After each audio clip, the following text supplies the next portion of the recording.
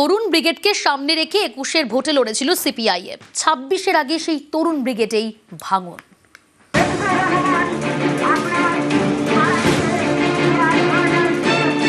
প্রতিকুরকে এবার অন্য প্রতীকে দলীয় পদ ছাড়ার কথা জানিয়ে সিপিআইএম এর রাজ্য সম্পাদক মোহাম্মদ সেলিমকে রবিবার চিঠি দেন প্রতিকুর রহমান। চিঠিতে লেখেন, আমি প্রতিকুর রহমান, পার্টির সর্বক্ষণের কর্মী। সাম্প্রতিক সময়ে পার্টির জেলা ও রাজ্য নেতৃত্বের বেশ কিছু ভাবনা ও কর্মপদ্ধতির সঙ্গে নিজেকে খাপ খাওয়াতে পারছি না। মানসিক দ্বন্দ্বের সঙ্গে দিন কাটাতে হচ্ছে।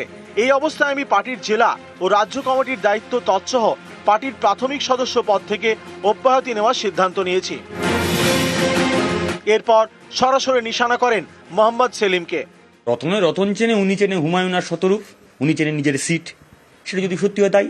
কেউ কেউ নিজে জেতার জন্য কখনো হুমায়ুনের সঙ্গে বসতে পারেন, কখনো নওশাদ সিদ্দিকীর সঙ্গে বসতে। আমাকে অব্যাহতি দিন আমি বলিনি, শব্দটা আবারও পড়বেন, আমি অব্যাহতি নিলাম। তো ফলে উনি রাখলো কি না রাখলো কি যায় আসে? কুমিরও তো কাঁদে।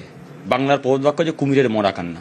দীর্ঘ ৩-৪ মাস এই চোখ দিয়ে এত জল বেরোয়েছে যে চোখের মধ্যে আপনি জলের লেশ মাত্র দেখাতে পারবেন না, শুধু ঘৃণার আগুন দেখাতে পারবেন। যে চোখের জলগুলো পড়েছে সেই চোখের জলের মূল্য উনি দিতে পারবেন তো?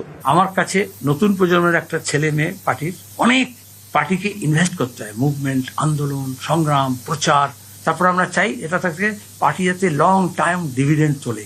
সেখানে এই ধরনের একজন কর্মীকে হারানোর প্রশ্ন উঠলেও আমার কাছে সন্তান হারা হওয়ার সমতুল্য। আমাদের পার্টিতে গত ১.৫-২ মাস থেকে কয়েকটা অভিযোগ আসে। তখন আমাদের পার্টির প্রক্রিয়া অনুযায়ী, গঠনতন্ত্র অনুযায়ী আমাদের নিজস্ব পদ্ধতিতে কিছু সিদ্ধান্ত গ্রহণ করতে হয়। শুধু প্রতিকুরই নন, সিপিআইএম এর আরো কয়েকজন নেতাকে নিয়ে গুঞ্জন, যেমন দীপশিতা ধর। তিনি সিপিআইএম এর নিজের সদস্য পদ এখনো রিনিউ করাননি। এতে তৈরি হয়েছে জল্পনা। আমাদের পার্টিতে ৩১শে মার্চ পর্যন্ত নবীকরণের সুযোগ থাকে এবং আমার মেম্বারশিপ যেহেতু দিল্লিতে, আমাকে যদি মেম্বারশিপ রিনিউ করতে হয় আমাকে দিল্লিতে যেতে হবে। আমি যদি দিল্লিতে না যাই তাহলে আমি নবীকরণটা করবো কি করে? ৩১শে মার্চ মানে ১.৫ মাস সময় রয়েছে। এখন এই যে এত তৎপরতা, এত উদ্বিগ্নতা কিসের জন্য? তাহলে এই জল্পনাগুলো ছড়িয়ে দেওয়া, নির্বাচনের একদম আগে আরো বেশি কনফিউশন তৈরি করা, সেটা ছাড়া, কিছুটা ক্ষেত্রে ষড়যন্ত্র ছাড়া আমি তো এটার কোনো খুব লজিক খুঁজে পাচ্ছি। কে করেছেন, কে লিক করেছেন এটা জানা যাচ্ছে না, ফলে অস্বস্তি হয়েছে। আরেকজনকে নিয়ে শোনা যাচ্ছে নানা কথা। সৃজন ভট্টাচার্য, এসএফআই এর সর্বভারতীয় সাধারণ সম্পাদক। নানা মহলে জল্পনা, প্রতিকুরের পর কি সৃজন?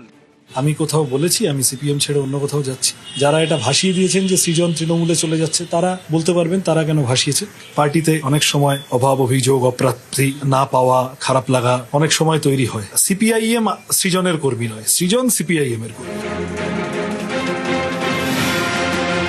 সিপিআইএম এর আরেক নেতা সায়ন বন্দ্যোপাধ্যায়কে ঘিরেও জোর জল্পনা। সায়নের দাবি, সম্প্রতি তাকে বিজেপি থেকে ফোন করা হয়।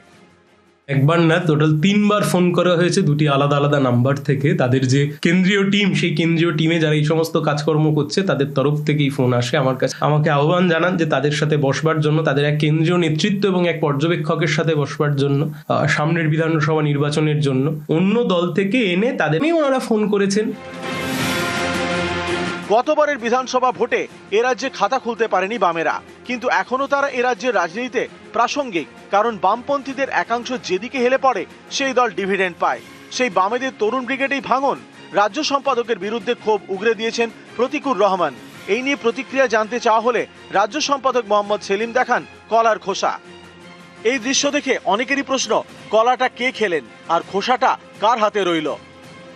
পিছলে পরে কলার খোসার মতো বললে কলার খোসা এই জন্য রাস্তায় পড়ে থাকলে তুলে নিতে হয়। আর তেমনি যদি কেউ কলার খোসায় হোক, বানের জলে হোক, যদি কেউ পড়তে যায়, সহযাত্রী, সহমর্মী, তখন তাকে হাত বাড়িয়ে তাকে ধরতে হয়, তাকে বাঁচানোর চেষ্টা করতে হয়। এটা খুবই বেদনাদায়ক। নিউজ 18 বাংলা।